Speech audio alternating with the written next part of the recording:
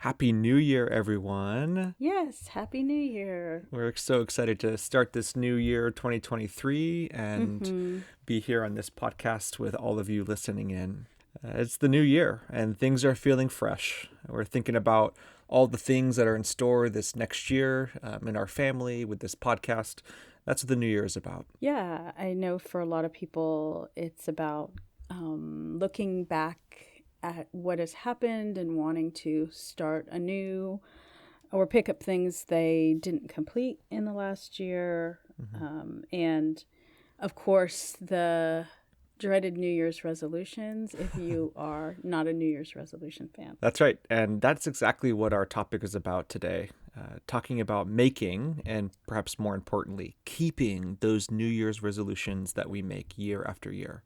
So let's get started.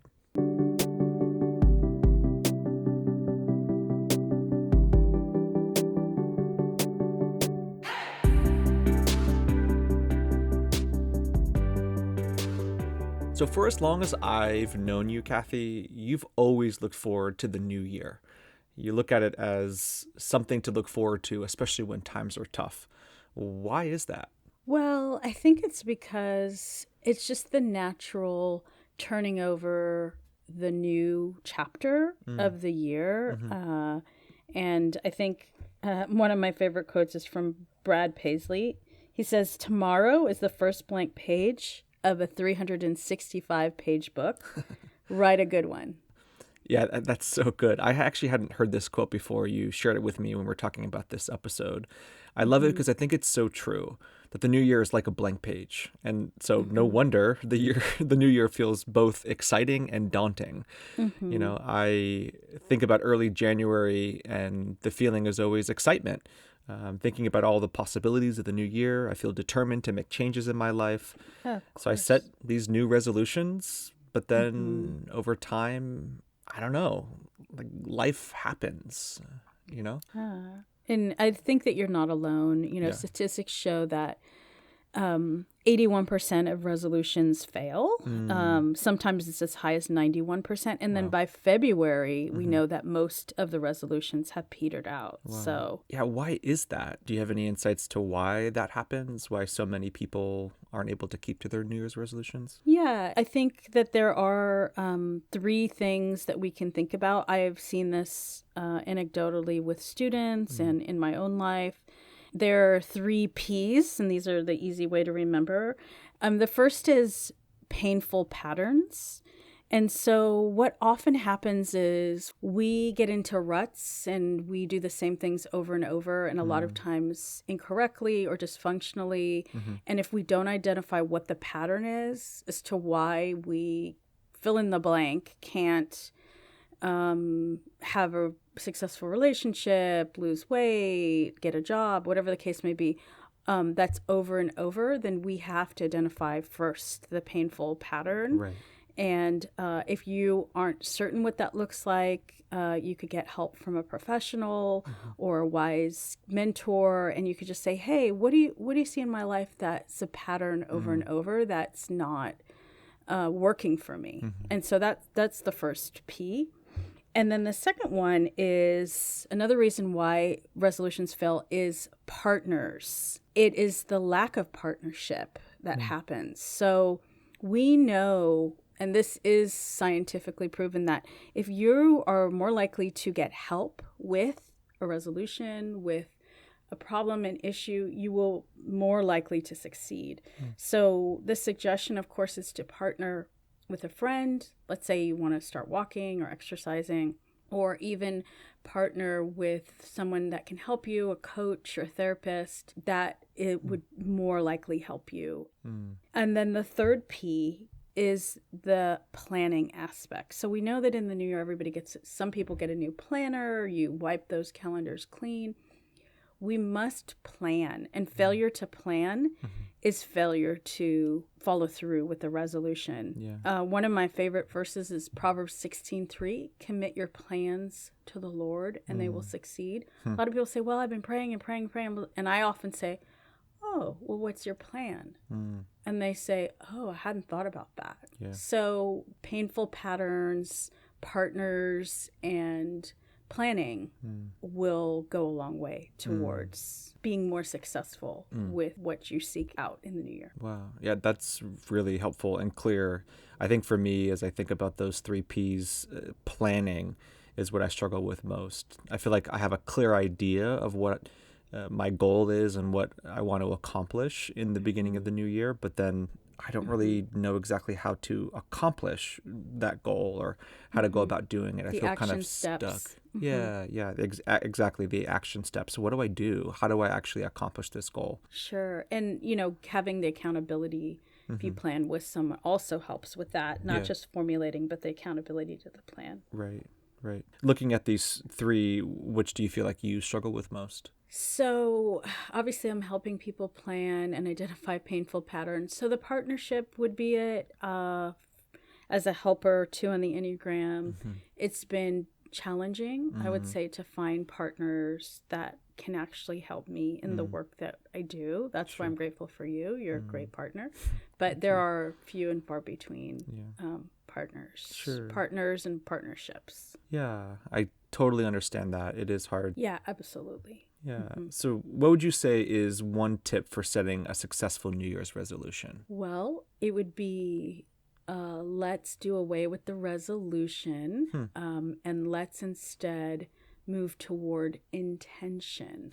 So, when you're working with a student, for example, you help them to set an intention for their year instead of a resolution. Sounds like an intention can be more lasting, but also more applicable in their lives. I know that one of the ways that we help people in our community set intentions is through choosing a word for the year that will help keep them focused throughout the year. Yes, definitely. And the intention is an umbrella that covers the entire year, and you can always keep going back to it. I've already done that in the first 12 days of this year. My word is support. And yesterday something happened, and I immediately went to, what would provide me more support? Yeah, it sounds like intentions are more lasting than like a resolution that may be Yes. more like a wish versus like a commitment. Yeah. Yes. Yeah, I think you're right. I think that sometimes our greatest achievements take time, time to identify what they are, but then time to implement and time to carry them out. It makes me think about one of our dear friends and community members, Mary, who set an intention 2 decades ago. And as we have learned, she has just achieved her goal.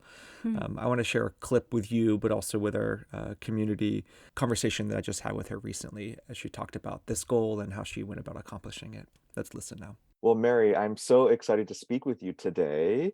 Thank you for agreeing to come and talk with me a little bit. My pleasure. So I'm excited to hear a little bit more about this goal that you set for yourself that you've just recently accomplished. Tell me a little bit about the goal and what gave you the idea of setting this goal. I had taught school for almost 40 years Wow. and retired in June of '04. Mm-hmm. And people would say, are you going to travel? And I said, do I have to go someplace? And it was like, what do I want to do?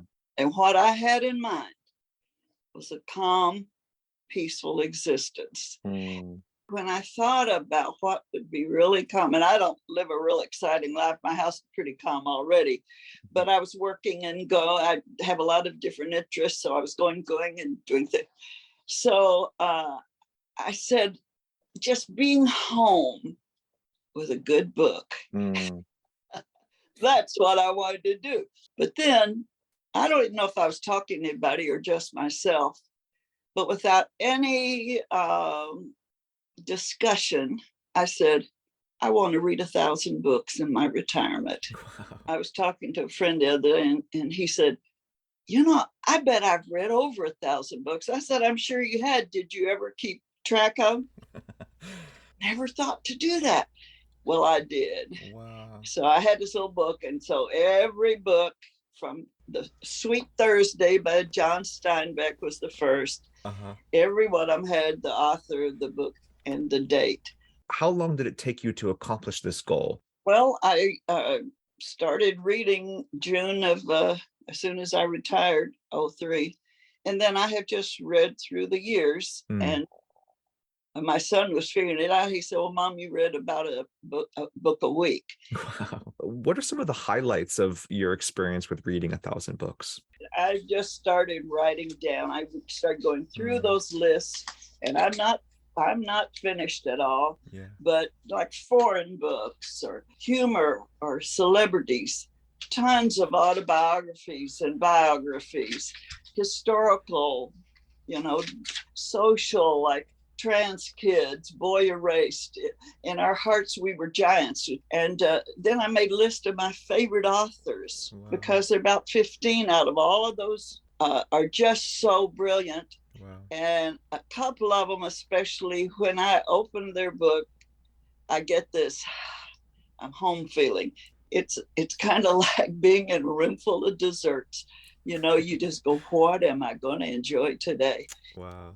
And so last question, what advice do you have for our listeners who may be setting goals for this next year? What advice do you have for them about setting and keeping the goals that they make? Well, don't buy a big exercise machine. It's only going to hold your clothes.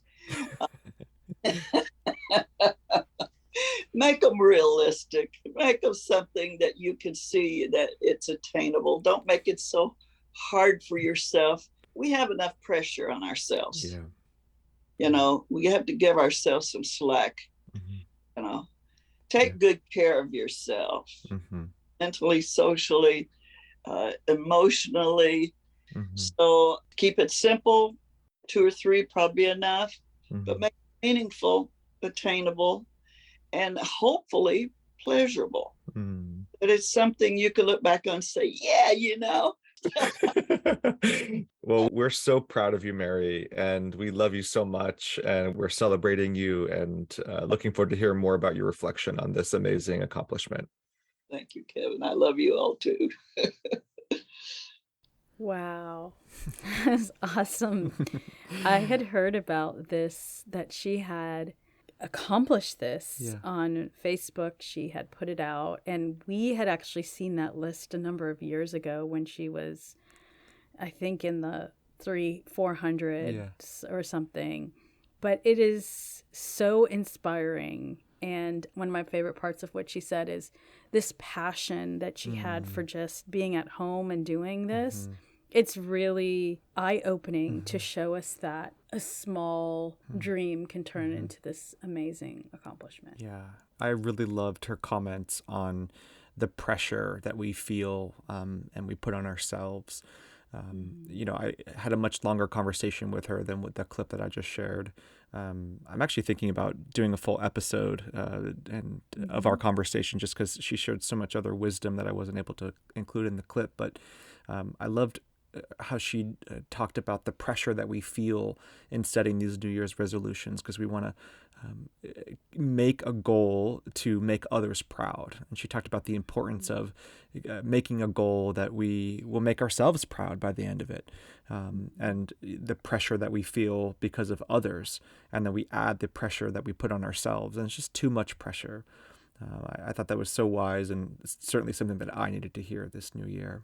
So I'd like to end our episode today with one final P of the list of P words that will help us when we make these new resolutions. And that's permission. I'd like to give you all who are listening today permission to let go of the pressure you feel from others this year, to let go of the pressure you're putting on yourself this new year. I'd like to also give you permission to be good to yourself, as Mary said, to practice good self-care, to take good care of yourself this new year. No matter how much permission I give, the real power of permission is in giving permission to yourself.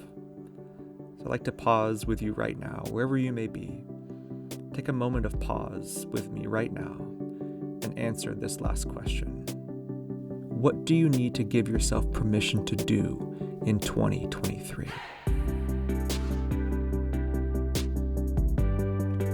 So whatever you may be coping with this new year, we extend many blessings to you. Happy New Year.